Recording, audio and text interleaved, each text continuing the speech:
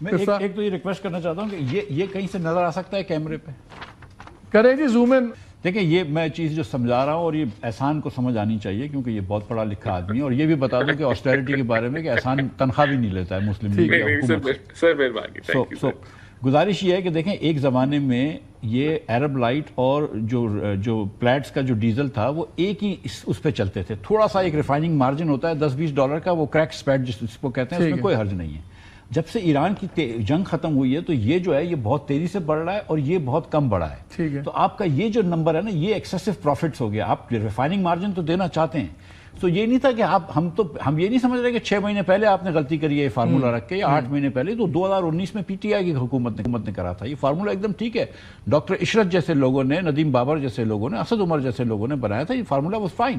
But since the Iran war world has changed and یہ دونوں لائنوں میں بہت فرق آ گیا ہے. اسی لیے آپ کی ریفائنری زیادہ پروفٹ کر رہی ہیں. اب آپ لوگوں کو حد درمی دکھانے سے اچھا ہے کہ اگر مفتاح اسماعیل نے بھی بتا دیا ہے تو کیا فرق پڑتا ہے، ٹھیک تو کر لو. پہلے یہ بتائیں مفتاح اسماعیل جب خود فنانس منسٹر تھا تب کیوں یہ ساری جب یہ ضرورت نہیں تھی نا، جب تو یہ برابر چل رے تھے. آپ یہ گراف سمجھ نہیں رہے نا کہ یہ ایران وار کے بعد ان میں فرق آیا ہے. ایران وار سے پہلے تو دے ور فائن، ٹھیک ہے، وہ دونوں ایک ساتھ ہی چلتے تھے. آپ دیکھ لیں WTI اور برینڈ جو تھا وہ 65 ہوتا تھا، ایک 62 ہوتا تھا، 68 ہوتا تھا، 65 اب $15 کا فرق آ گیا. تو یہ فرق میں بتا رہا ہوں. ایک تو یہ بات ہو گئی.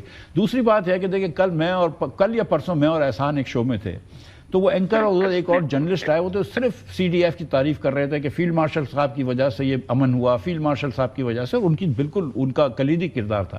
لیکن میں نے کہا کہ یار اگر احسان بیٹھا ہوا ہے تو اس کے سامنے کم از کم شہباز صاحب کا اور اشاق ڈار صاحب کا بھی نام لے لو، کہ ان کو بھی کریڈٹ دے دو کہ وہ بھی ٹیم میں تو شامل تھے. اسی طرح احسان کو یہ سمجھنا چاہیے کہ ایک دن جو دوسرے دن بات ہوئی ہے، وہ مفتاح اسماعیل پہلا آدمی تھا جس نے یہ پوائنٹ آؤٹ کیا کہ پیٹرول کی قیمت میں 40% ٹیکس ہے.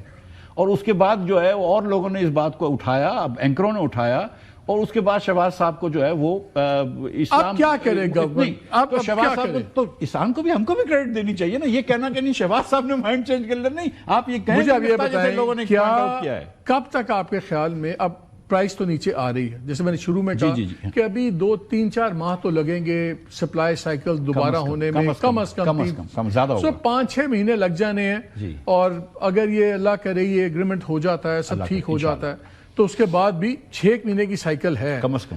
تو کیا اب گورنمنٹ کو کیا کرنا چاہیے کہ منیمائز کرے امپیکٹ؟ ہر چیز اس سے جڑی ہوئی ہے پیٹرول ڈیزل کی پرائسز سے. سر وہ میں کل پرسوں لاہور میں ایک یونیورسٹی میں تھا، مینجمنٹ اینڈ ٹیکنالوجی کی، تو ادھر ایک پروفیسر نے مجھے بتایا کہ جب بھی کوئی جنگ ہوتی ہے تو 3 ممالک افیکٹ ہوتے ہیں. 2 جن کے آپس میں جنگ ہو رہی تو تیسرا پاکستان، کیونکہ ہمارے پاس کوئی ریزرو نہیں تو ہماری قیمتیں بہت بڑھ جاتی ہیں. تو یوکرین کی جنگ ہوئی، ابھی جنگ ہوئی. اب مسئلہ یہ ہے کہ پاکستان میں دیکھیں اس وقت پیٹرول اور ڈیزل جب مہنگا ہوا تو آپ کا انفلیشن آئے گا. آلریڈی تھوڑا سا آیا ہے، لوگ کچھ پہ وہ کر رہے ہیں لیکن تھوڑا آیا ہے. اب انفلیشن آئے گا اور ہم IMF کے پروگرام میں ہیں تو پروبیبلی اسٹیٹ بینک پہ ایک فورس ہوگا کہ آپ انٹرسٹ ریٹس بھی بڑھائیں، اور انٹرسٹ ریٹس بھی بڑھیں گے تو معیشت اور مزید سلو ہوگی. آپ کو 3-4 سال میں گروتھ تو آئی نہیں ہے، مزید سلو ہوگی. غربت بھی بڑھے گی، بے روزگاری بھی بڑھے گی، اور مہنگائی بڑھے گی. اور پیٹرول کی مہنگائی ہونے سے نہ صرف پیٹرول اور ڈیزل مہنگا ہوتا ہے بلکہ کرائے مہنگے ہو جاتے ہیں. اور سبزیوں پھل وغیرہ کے اندر ایک بڑا کمپوننٹ جو ہوتا ہے وہ فریٹ کا ہوتا ہے، from farm to the city shops. So وہ کافی مہنگے ہوں گے. سو یہ اب جو ہے وہ 4-6 مہینے بڑی ڈیفیکلٹی ہے. کیا یہ حل ہے کہ PSDP فنڈز کو ڈراسٹکلی کٹ کریں، وہ پیسہ اس کا حل دیکھیں؟ اس کا ایک حل نمبر 1، پاکستان کے اندر کوئی بھی معاشی حل نہیں ہے جب تک کہ NFC ایوارڈ کو چینج نہیں کریں گے. آپ دیکھ لیجئے کہ جب سے NFC ایوارڈ یہ آیا ہے، ہم صوبوں میں اخراجات ہو رہے ہیں، نہ بچوں کی تعلیم اچھی ہو رہی ہے، نہ صحت اچھی ہو رہی ہے، لیکن ہمارے ڈیفیسٹس بڑھ رہے ہیں اور ہماری HDI خراب ہو رہی ہے، ہمارے لوگ غربت کے نیچے جا رہے ہیں. تو آپ نے یہ پیسہ وافر بانٹ رہے ہیں، چوری ہو رہا ہے، لٹ رہا ہے، عیاشیوں میں جا رہا ہے. آپ ان کو کم کریں، خدا را ان کو کم کریں. یہ عوام کے ٹیکس کا پیسہ ہے. دودھ خریدتا ہے نا کوئی تو آپ 18% ٹیکس لیتے ہیں. بچوں کا دودھ خریدتا ہے کوئی، ڈائپر خریدتا ہے، آپ 18% ٹیکس لیتے ہیں، اور پھر اس کے بعد آپ ہوائی جہاز اڑا رہے ہیں. تو تھوڑا سا رحم ہونا چاہیے، ٹھیک ہے. So this is not about federation and provinces, this is about my pocket and your pocket, ٹھیک ہے.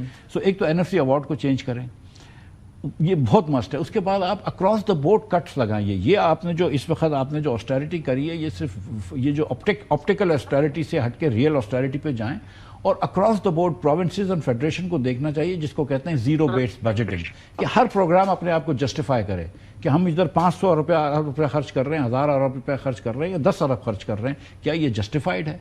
کیا یہ کرنا ضروری ہے؟ کیا اس وقت ہم 50% سے زیادہ ٹیکس لیتے ہیں کمپنیز پہ، 38% ہم نوکری پیشہ لوگوں پہ ٹیکس لگاتے ہیں، ابھی بھی آج بھی آپ 107 روپیہ 1 لیٹر پیٹرول پہ ٹیکس لے رہے ہیں، تو لڑکا جو موٹر سائیکل پہ کام پہ صبح نکلتا ہے اور 1 لیٹر بھراتا ہے اس سے آپ 107 روپیہ لیتے ہیں۔ 1000 ایکڑ کی اراضی ہو نا زرعی، اس سے ٹیکس نہیں لیتے آپ۔ 15 کروڑ روپے کی 20 کروڑ روپے کی دکان ہو نا اس مارکیٹ کے اندر جس میں ہم بیٹھے ہوئے ہیں ابھی، اس سے آپ ٹیکس نہیں لیتے۔ رانا صاحب یہ بتائیں، جو آسٹیرٹی کا سارا سین ہوا جس پہ فرینکلی لوگوں کو اعتبار بڑا کم ہوتا ہے، وہ لوگ کہتے ہیں خالی آپٹکس ہی چل رہے ہیں، اور سڑکوں پہ بھی ہم دیکھتے ہیں وہی پروٹوکول چل رہا ہے، وہی سب کچھ ہو رہا ہے، وہی چمچماتی گاڑیاں ہیں، BMWs لے کے دی جا رہی ہیں، چیف سیکرٹری صاحب کو 3 گاڑیاں، ذاتی استعمال کی 2 گاڑیاں، وہ سب کچھ ویسے ہی چل رہا ہے۔ لیکن اگر آپ کی آسٹیرٹی مان بھی لیں تو اس کا مطلب ہے کہ جو آسٹیرٹی کر کے بھی حکومت چل رہی ہے نا، تو اس کا مطلب ہے کہ یہ پہلے ہی فیٹ تھا جو بڑے آرام سے کٹ سکتا تھا اور بھی کٹ سکتا ہے۔ اور یہ جو نئے پروجیکٹ شروع کر دیتے ہیں، پرانے ختم نہیں ہوئے ہوتے، انہی کو آپ آگے چلا رہے ہیں، اور نئے پروجیکٹ، جی ہم نے اتنی نئی اسکیم شروع کر دی، تو کیوں نہیں یہ PSDP وغیرہ کے فنڈز آپ لوگ بالکل اس میں کٹوتی کرتے؟ جو بڑے projects closest to the finish line آپ ان کو ختم کریں، نئے اگلے 2 سال نہ چلائیں، ان چیزوں کو بڑے آرام سے چیزیں ہو سکتی ہیں، لیکن کوئی یہ کرتا کیوں نہیں ہے؟ دیکھیں، ایک تو میں حکومت کیا کر رہی ہے، ایک تو 2 دن بعد، بلکہ کل جمعہ ہے، کل چیزیں فائنلائز ہو جائیں گی اور عوام کو انشاءاللہ خوشخبری ملے گی، تو یہ جو پیٹرول کی قیمتیں بڑی ہیں اس کا ریورسل شروع ہو جائے گا۔ اور ہم اب ہم نے جس طرح کہا تھا کہ جتنی جلدی یہ بڑی ہیں، جب اگر عالمی منڈی میں کم ہوئی تو اتنی جلدی یہ ٹرانسفر ہوں گی پرائسز، تو اس سے مہنگائی کے اندر کمی آئے گی۔ ہم نے دیکھیں یہ 1 ہفتہ ہوا ہے، یا جب بھی یہ قیمتیں بڑھی ہیں اس کے کچھ، تو ہم نے اس سے پہلے تو انسولیٹ کرنے کی مکمل کوشش کی۔ جو آپ بات کر رہے ہیں PSDPs اور ADB کی، دیکھیں میں اس چیز پہ، میں پہلے بھی آپ کے پروگرام پہ میں سمجھتا ہوں کہ یہ جو $13 بلین یا 3800 ارب روپیہ جو سارے 4 صوبوں کی ADBs اور PSDPs ہم خرچ تو کرتے ہیں، لیکن اس کا آؤٹ پٹ کیا ہے، پے بیک کیا ہے، یہ نیشنل پرائرٹی کے مطابق خرچ ہوتا ہے نہیں ہوتا، جن چیزوں کی، اس کے اوپر ضرور بات چیت ہونی چاہیے۔ اور میں نے اس پوائنٹ کو انڈورس کیا ہے، جب اگر مفتاح صاحب نے بھی کیا، اور انڈیپینڈنٹ ٹی وی بھی اس کو ہمیشہ کہتا ہوں کہ اس چیز کو ہمیں ریویو کرنا چاہیے ہے، کیونکہ پیسہ خرچ ہو رہا ہے، لیکن کتنا وہ فعال طریقے سے ملک کی ڈیولپمنٹ کو یا ملک کی ترقی کو جو ہے وہ سپورٹ کر رہا ہے۔ یہ جو فنڈامنٹل پرابلمز ہیں ہمارے، کہ ہماری جو ایکسپورٹ ہے وہ نہیں بڑھ رہی، اس کو کس حد تک وہ جو ہے وہ فیسیلیٹیٹ کرتا ہے یا نہیں کرتا ہے، کیونکہ اگر ہماری ایکسپورٹ نہیں بڑھے گی تو ہم اسی رٹ، چلیں یہ تو آپ کی رائے نا، آپ کی تو یور ینگ آئے، آپ کی تو ذاتی رائے ہے نا